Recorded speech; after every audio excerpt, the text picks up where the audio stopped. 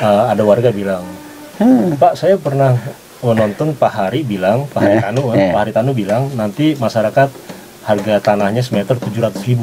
Oh gitu. Segitu? Iya, kata warga. Iya. Kan 700.000. Oh gitu. Terus yang sudah kejual ada Pak? Ada Pak, banyak. Gitu. Per meter berapa? Bapak mau tahu berapa?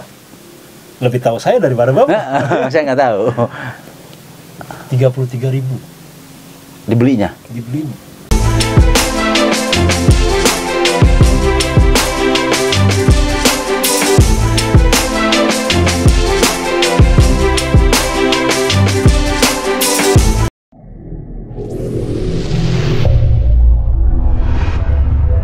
Assalamualaikum warahmatullahi wabarakatuh.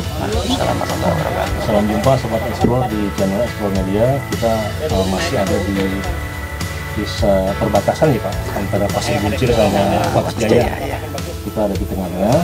Kita lagi membahas tentang terkait sama pertanian, khususnya tentang lahan. Karena nih di lingkungan sini kondisi lahan di perkampungan sini itu agak menarik. Bukan menarik apa ya, agak-agak sedikit menghangat gitu istilahnya. Karena kalau kemarin saya sempat lihat petanya tuh, set plan dari MNC, di sini ada lahan MNC, di sini Taman Nasional, masyarakat di tengah, gitu kan? Itu yang uniknya di situ. Lagi-lagi kita ketemu yang unik terkait sama lahan.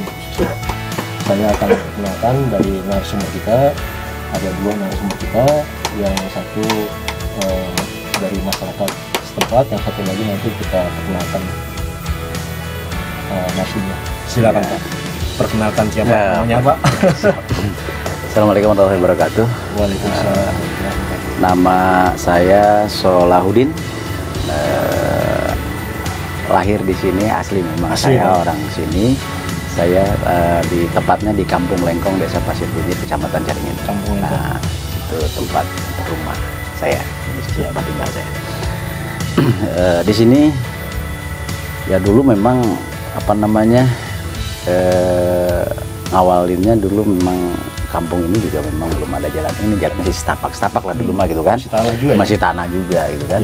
Tapi seiring berjalannya waktu, perjalanan pembangunan dari pemerintah daerah ataupun dari para pihak juga banyak apa namanya pembangunan jalan lah itu, sampai mungkin sekarang ada apa namanya ada Lido dulu kan Lido bukan NMC sih dulu mah, kalau yang saya tahu itu dulu tuh Lido aja yang saya tahu itu kan klub tempat usaha gitu kan ya. Dulu tuh Lido tuh sebenarnya yang saya tahu saya tuh perkebunan dulu, perkebunan karet di sana. Dulu saya lagi kecil juga saya suka ngambil rumput ke sono gitu kan, suka ngambil rumput gitu kan untuk domba. Saya juga pelihara domba, saya juga petani juga gitu kan.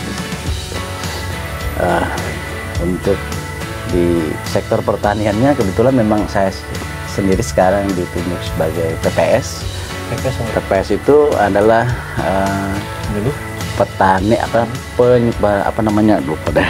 PPS penyuluh pertanian swadaya. Petani swadaya. Jadi dia di bawah naungan Dinas Tanaman Pangan sekarang. Di Stan Horbun. Dinas Kabupaten. Nah, terkait masalah lahan di sini memang untuk saat ini ya kelihatan ada patok-patok NMC juga sudah di mana-mana. Itu kan ini milik NMC. Jadi sekitar 80% ya gitu kan. 80% dari dua desa itu sudah milik MNC. Milik MNC kayaknya kelihatannya sih gitu. Karena melihat ini Sobat Explore yang dimaksudnya ini MNC Group. Kalau kita kenal TV MNC punya Bapak Hari Tanu. Jadi di dua desa ini ada lahan milik MNC Group. Itu rencana untuk kawasan ekonomi khusus. Untuk kawasan ekonomi khusus itu ya untuk ekonomi khusus itu juga apa namanya saya juga belum tahu. Bapak belum tahu? Belum tahu apa sih gitu, karena kita nggak tahu tiba-tiba ada ekonomi apa sih gitu. Sedangkan lahan di sini 80%, lahan di dua desa ini sebagian sudah dijual. Nah, sebagian sudah ada pembebasan mungkin dari beberapa tahun yang lalu ya ke belakang gitu kan. Itu pembebasannya udah lama gitu. Pembebasan itu sudah lama, tapi Bapak tidak tahu. Tidak tahu KEK itu apa. Saya baru tiba-tiba ketika saya melintas ke depan sana ada KEK gitu. KEK itu apa? Gitu kan. Nah, untuk KEK sendiri saya sih memang melihat, saya bukan tidak mendukung, saya mendukung dengan untuk KEK itu. Akan tetapi bagaimana dengan masyarakat yang ada di sekitar, karena masyarakat antara di dua desa ini, Wates Jaya dan Pasir Buncir, khususnya di zona Penyangga Gede Pangrango, itu punya hak di situ kan, hak layak hidup juga gitu kan.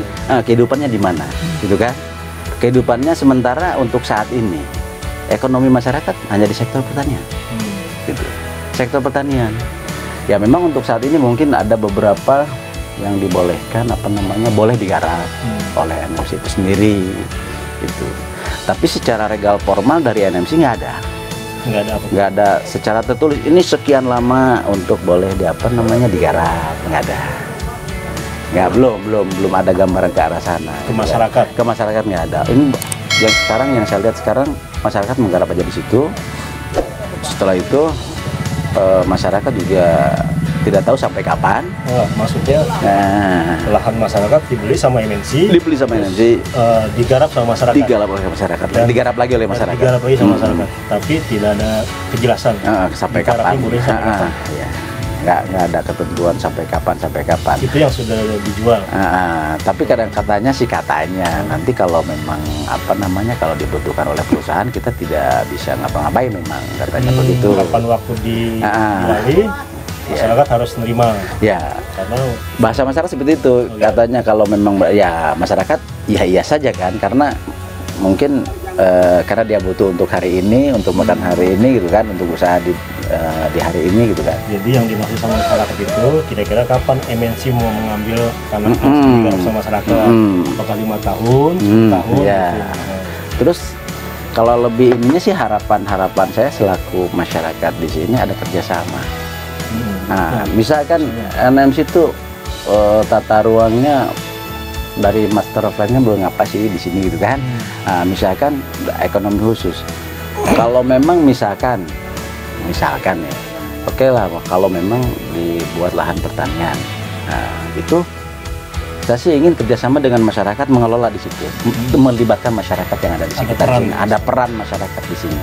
Misalkan ada kegiatan penanaman alpukat lah atau duren lah di situ, mungkin masyarakat terlibat di situ sebagai pengelola, gitu. Sebagai pengelola, jadi mitranya NMC untuk sebagai pengelola lahan. Mohon maaf, kita stop dulu sampai pengelola. Kita coba minta pandangan dari Teh Dinar. Silakan perkenalan dulu Teh. Nanti disambung sama pasangan. Assalamualaikum warahmatullahi wabarakatuh, teman-teman. Nama saya Dinari. Saya di sini udah beberapa tahun ini, mungkin 10 tahun ke belakang mendampingi teman-teman di sini yang berperkulakan kopi. Nah, cerita sedikitnya itu awal saya masuk kemari dulu, saya outbound ke daerah Bodogo. Nah, tamu saya itu di Bodogo kan hutan. Tamu saya tuh pengen dong kenal. Itu 10 tahun lalu lah, 10 tahun lalu, 2000 ya. Terus tamu tuh pengen tahu kegiatan masyarakat juga. Nah, karena lokasi berdekatan kan sama Taman Nasional, mampir lah ke kampung. Saat saya ke kampung, saya lihat aktivitas masyarakat di sini tuh warga ada yang produk-produk itu ya, udah ada balitung, keripik balitung, iya. Terus, nah saya banyak pohon kopi. Kebetulan memang saya salah satu penggiat kopi juga gitu. Ini kopinya kok banyak gitu kan. Hampirlah saya di salah satu warga ini. Saya bilang, Pak, ini petani udah perkebunan rapi. Belum, itu masih liar lah. Pokoknya di antara pohon-pohon Taman Nasional ya kayak seperti inilah. Ada pohon-pohon kopi. Bilang, oh ini tapi ada di lahan Taman Nasional nih kopinya gitu kan. Terus di halaman-halaman warga ada. Saya tanya, ini di sini ada yang ngolah kopi nggak gitu kan? Belum ada. Jadi kopinya diapain? Enggak, jatuh itu udah diemin aja, nggak ada yang ngolah kopi, woy. Terus sayang, makanya kan saya cobalah cari yang kenal sini, pemuda sini kan, saya mampir ke rumahnya. Kebetulan waktu itu saya ketemu sama Sandi dari Ciwalu, sama Tutuy dari desa Pasir Buncir, Lengkong, desa Lengkong. Bicara mereka, kebetulan mereka juga penggiat outbound juga, makanya saya kenal gitu kan. Saya tanya, ini kopi banyak diolah nggak? Nggak ada yang ngolah. Terus ada sih petani kopi, ada yang suka metik gitu kan. Terus hasilnya ya petik serabut, diolah sederhana, jual ke tengkulak gitu kan. Nah terus saya berkunjung lah tuh mulai ke petani-petani kopi. Mulai berkunjung, kayak datang gini nih, yang disediainya kopi saset, sementara di petani kopi. Kopi saset gitu. Terus sampai kejadian lucu tuh, ada satu petani nyediain kopi saset, kata si ibunya bilang, enak kopi biji mah bau langu gitu kan, di sangrainya lihat gitu, nggak enak lah.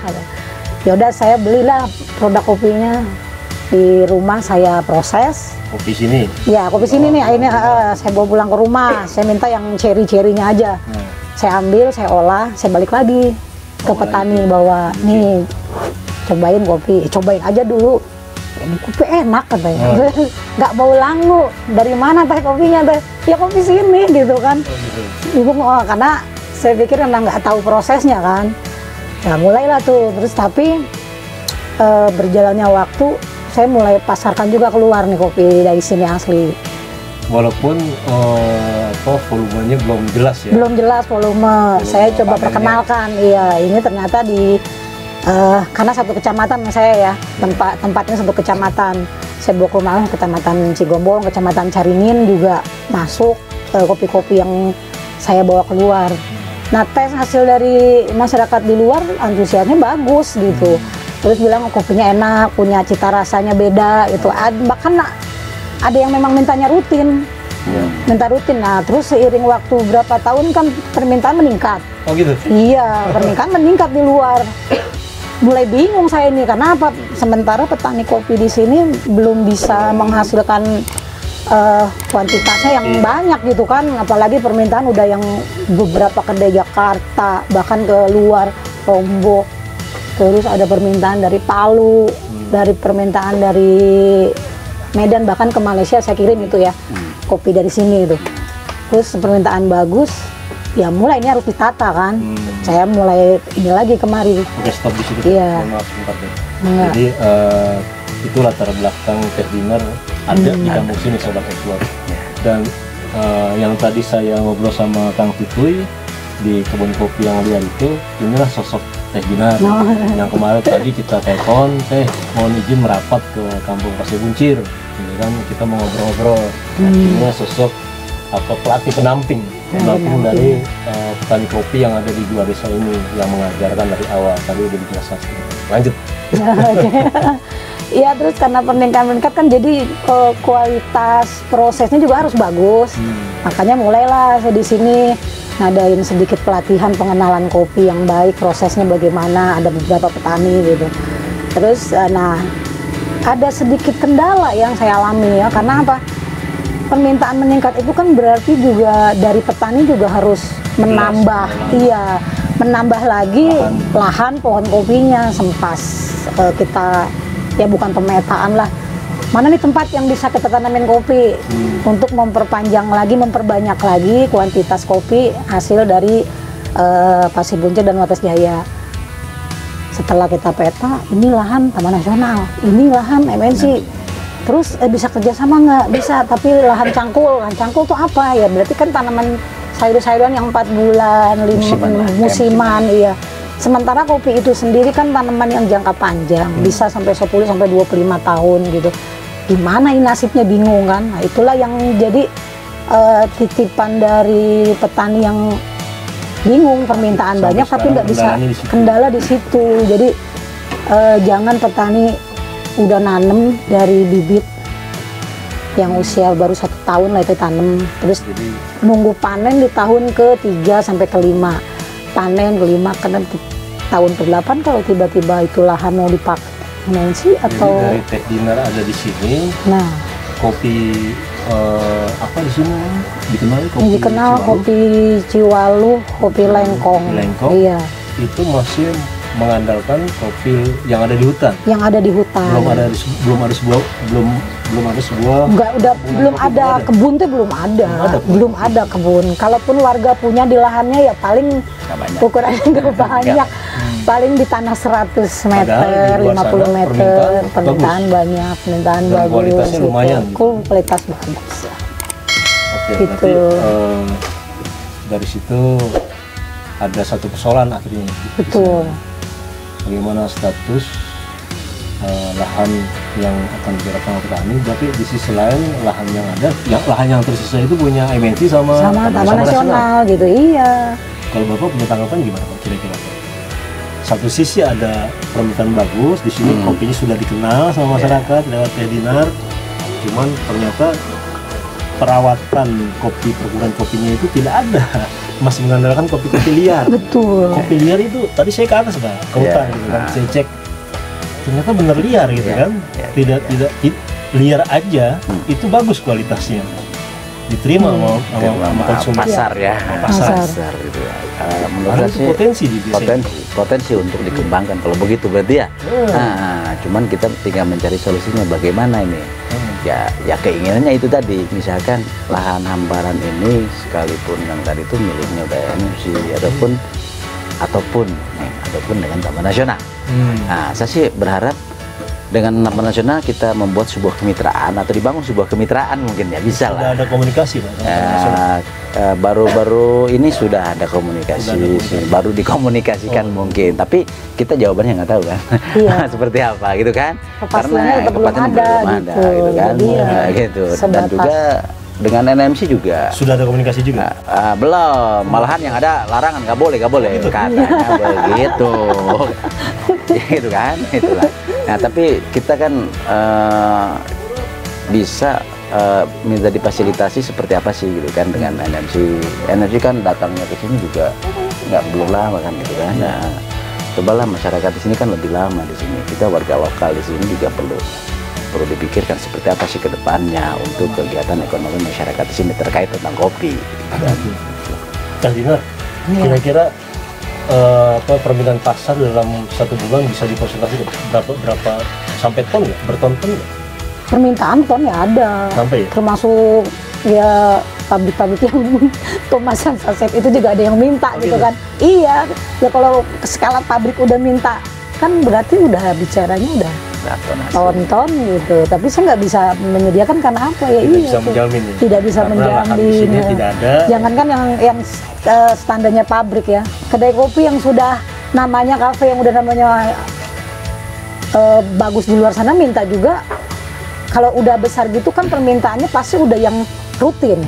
2 minggu minta kirim misalnya 100 kilo atau enggak 1 bulan minta kirim 1 kilo, dari mana? Sementara selama ini permintaan pasar itu misalnya yang besar itu Teh Dinar nggak pernah ngasih, paling ngasih eceran gitu, 5 kilo, 10 kilo gitu. Karena di masyarakat cuma ada segitu kan. Betul.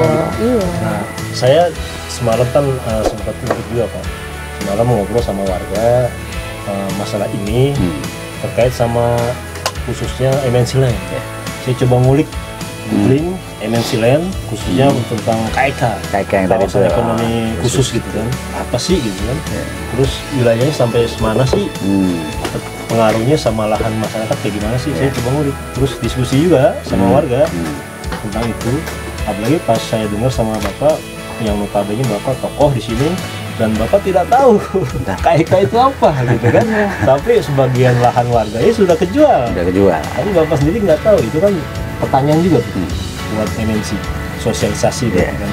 Saya coba ngulik Pak, ternyata dia itu menggunakan lahannya ini sampai 1040 hektar di 2 desa ini. 1040 hektar. Wow. Dan itu termasuk kawasan ekonomi khusus itu, ini saya share aja ya. Itu SK-nya, bukan SK, itu peraturan presiden, peraturan pemerintah. PP. Pak Jokowi yang tanda tangan. Pak Jokowi yang tanda tangan, yang mengkoordinasikan itu Menko Perekonomian, Pak Erlangga. Sebagai pelaksananya itu Pak Haritanu. Itu yang saya coba baca kan di berita. Oh ternyata gini, 1040 hektar, terus ternyata memakan 2 kecamatan. Tapi sebagian lah, 2 kecamatan itu Caringin sama Pasir Cigombong. desa yang kenanya itu ada yang saya lihat malam ada desa Wates Jaya dan desa Pasir Buncir, tapi separuh. Wates Jaya hampir semuanya hampir kena, tapi masih ada sih. Kalau saya lihat set plan-nya ya, saya lihat wah Wates Jaya nih tinggal sepertiga nih habis. Artinya kan kalau KEK ini jadi berarti kan warga itu harus minggir. Iya. Gitu. Iya. Terus Pasir Buncir saya lihat separuh lah. Separuhnya itu warga harus geser. Iya. Nah, itu juga pertanyaan kayak kalau misalnya apalagi kaitannya sama tadi Teh Dinar.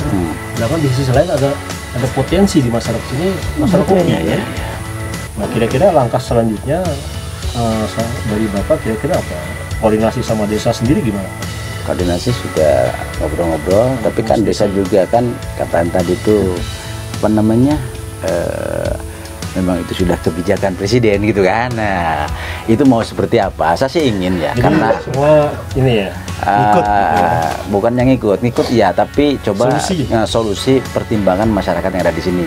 Misalkan memang ada beberapa lahan mungkin masih banyak lah yang belum terjual ya. Kalau memang NMC butuhkan, saya tidak menolak, tapi tolong dibimbing masyarakat. Misalkan saya punya lahan saya kena, uangnya sekian. Kalau uang sekian dibawa ke mall juga udah habis. Tapi tolong dibimbing cara mendampingi ini keuangannya mau digapain sih, ya kan? Jadi cara pengelolaan keuangannya supaya mereka bisa tetap bertahan hidup atau layak hidup gitu kan. Seperti apa sih pengelolanya, atau mungkin cara sistem bertaninya dipindah ke sebelah mana gitu kan, atau mungkin bisa begitu, atau mungkin cara pengelolaan keuangan misalkan ini belum dijual tapi NMC butuh lahan ini bakal dijual, tapi dengan ketentuan seperti apa. Masyarakat kan buta tentang pengelolaan keuangan. Betul. Masyarakat hanya sebagai konsumtif menurut saya, sebagai pengelola tidak. Kalau masyarakat kita semua ini pengelola keuangan, wah pasti hebat. Iya, jadi pengusaha semua kan, pastilah gitu kan, karena kita. Udah gitu kalau dijual nih Pak, malam ada warga bilang, Pak saya pernah menonton Pak Hari bilang, Pak Hari Tanu bilang nanti masyarakat harga tanahnya semeter 700.000. Oh, gitu. Segitu? Iya, kata warga. Iya. Kan 700.000. Oh gitu. Terus yang sudah kejual ada Pak? Ada Pak, banyak. Gitu. Per meter berapa? Bapak mau tahu berapa? Lebih tahu saya daripada Bapak. Saya nggak tahu. 33.000. Dibelinya? Dibeli. 700.000. Udah 33.000. Wow. Ini pertanyaannya, kok bisa begitu? Bisa gitu. Kan? Iya. NJOP di sini, saya tanya, NJOP di sini berapa? Per meter? Kalau nggak salah malam 150 ya? 150.000 lah ya. 150.000. Justru Pak Haritano mau bayar 700.000. Tapi ada masyarakat yang sudah ngejual dibayar itu 33.000 kan? Oh, begitu. Yang 33, ada yang 80. Nah itu beda-beda gitu. Ya. 33.000 kan? Yang pasti di bawah NJOP. Di bawah NJOP.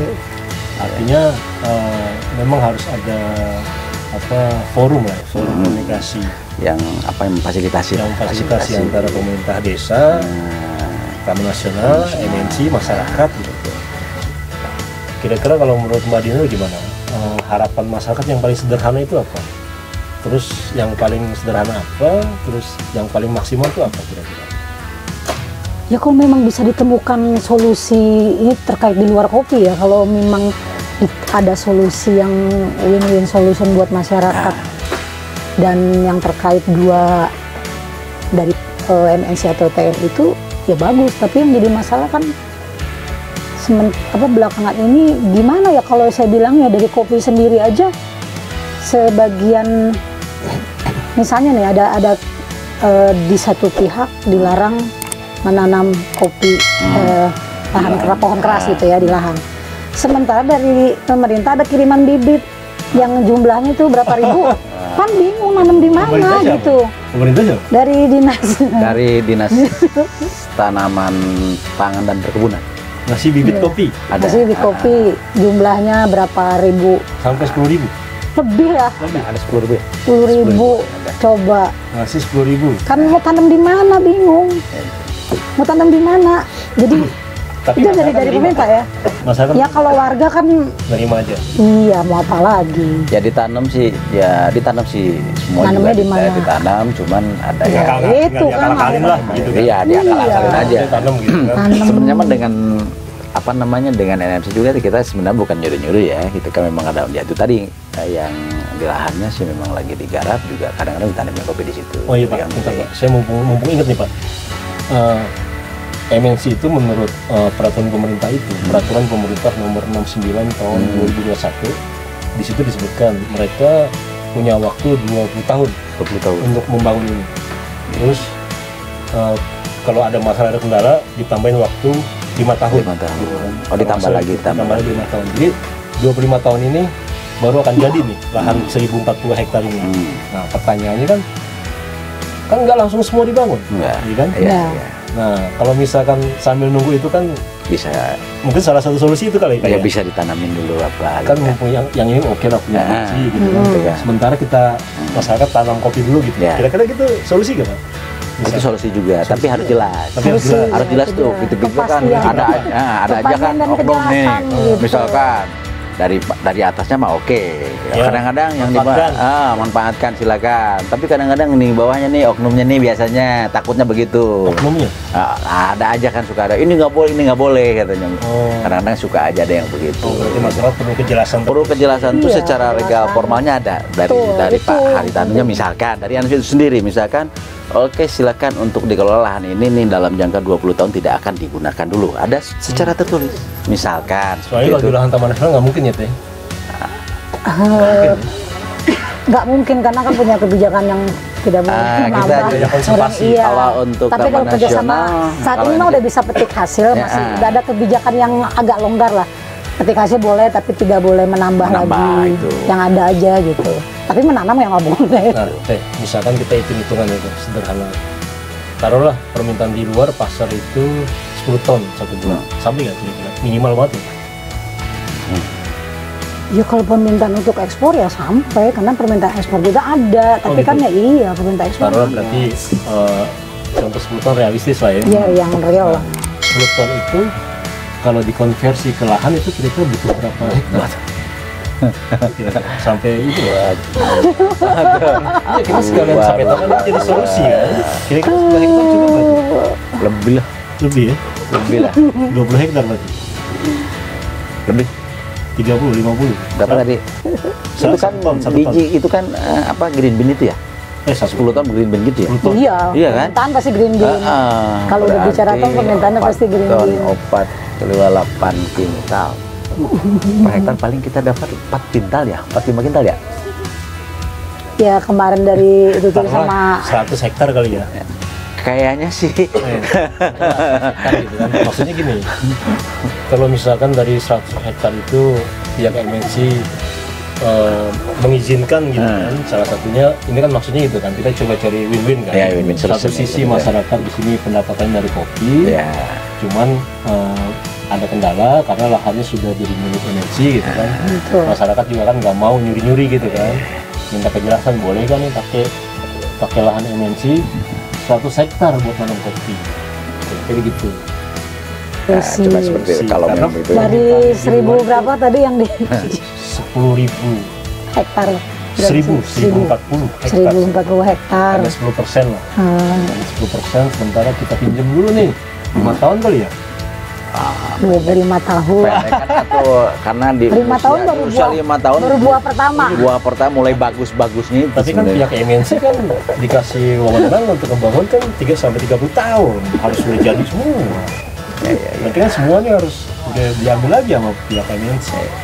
Ya Iya. itu solusi yang harus dicari. Itu tugas Bapak lah Iya, untuk biar memediasi. Ya. bagaimana cara memanusiakan manusia.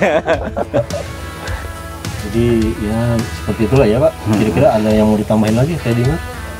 Kira-kira terkait 100 lahan ini nanti mudah-mudahan usulan kita minta 100 hektar buat dikembangkan di Pertanian pertanian kopi gitu kan. Karena permintaan di luar cukup besar ya. Iya. Kalau nggak percaya datang aja.